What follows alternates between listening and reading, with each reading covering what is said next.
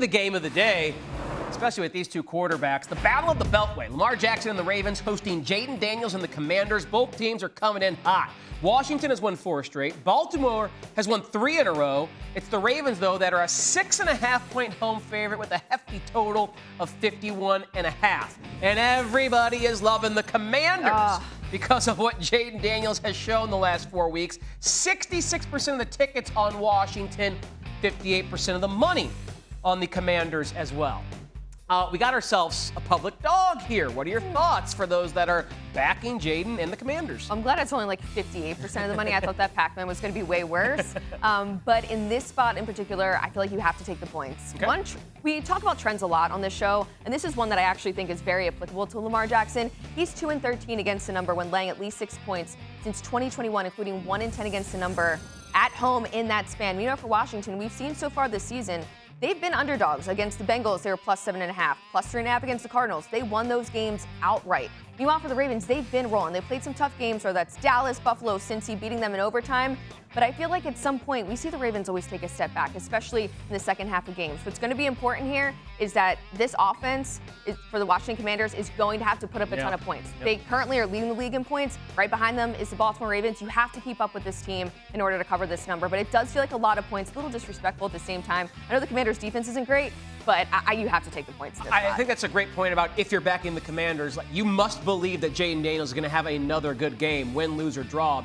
And he can, because although the Ravens are really good stopping the run, they have really struggled defending the pass. Daniels has an opportunity against a team that has been really bad defending the pass here. All right, is there a prop that you like in this game? When you talk about bad at defending the pass, we have to go to Jaden Daniels over 224.5 passing yards. This has come up slightly, but come on, he leads the league in completion percentage. This feels low for a guy that's been able to hit over this mark in 4 of the 5 games played so far, averaging 227 passing yards per game. But again, it comes down to who's he playing against? This Baltimore Ravens defense. They're not stopping the pass at all. They're ranked 31st, okay? They're good at stopping the run, and Brian Johnson's not even playing in this game. So what are they going to be doing? They have to throw the ball. There's no other way about it. And on top of that, we talk about the 6.5 points. Maybe you're playing from behind. Again, just continuing to throw the ball time and time again. So we'll go Jaden Daniels over 224.5 passing yards. Good point. I also think something that correlates with the Commanders is the over. Like, I imagine Lamar Jackson. 51.5. It's a big one. Second highest on the board, but It's a big one, but if Lamar's scoring and Jaden's scoring, I mean,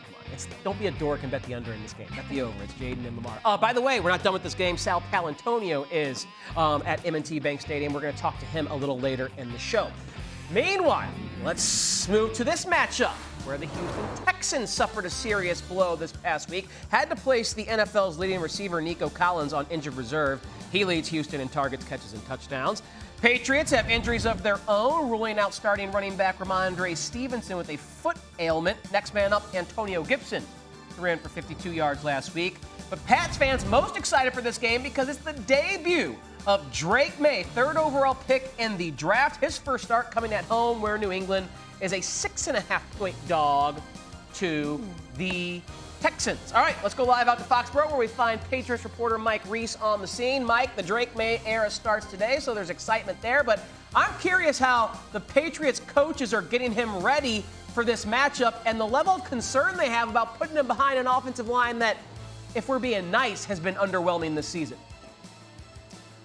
Good questions, Tyler. And let's start with that offensive line, because the first 5 weeks of the season, the Patriots started a different offensive line each of those first 5 games. This today will be the first time they come back with the same offensive line. So head coach Gerard Mayo does feel a little bit better about that. However, they do expect Drake May to have to move around. And one thing they feel good about is that that's part of his game. I talked to one player in the locker room after the week of practice, and he said the way May was moving around in practice actually gives him hope, because it helps the offensive line and it also helps the receivers get open. And Tyler, to your question about how they are preparing Drake May, they had a blitz period in their first practice of this past week.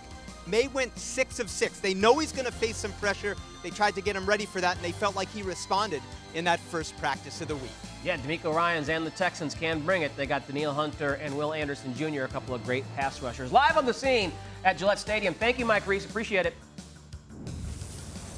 All right, not surprising with a rookie making his debut on a bad team and C.J. Stroud without Nico Collins on their side.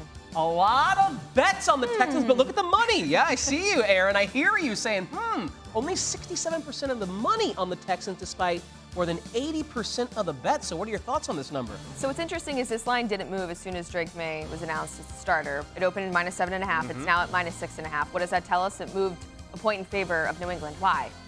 Like, we just saw the Pac-Man. Why is that moving in favor of them? Now, obviously, the Texans are without Nico Collins, but I think a big thing here for the Texans, because Joe and I were talking about this yesterday, they're really good in one-score games. They're 4-0 in one-score games, besides that one game that got blown out by the Minnesota Vikings. But looking back to last season, they're 11-3 in one-score games. Like, this team just keeps getting lucky in ways, and obviously you take Nico Collins out of the equation.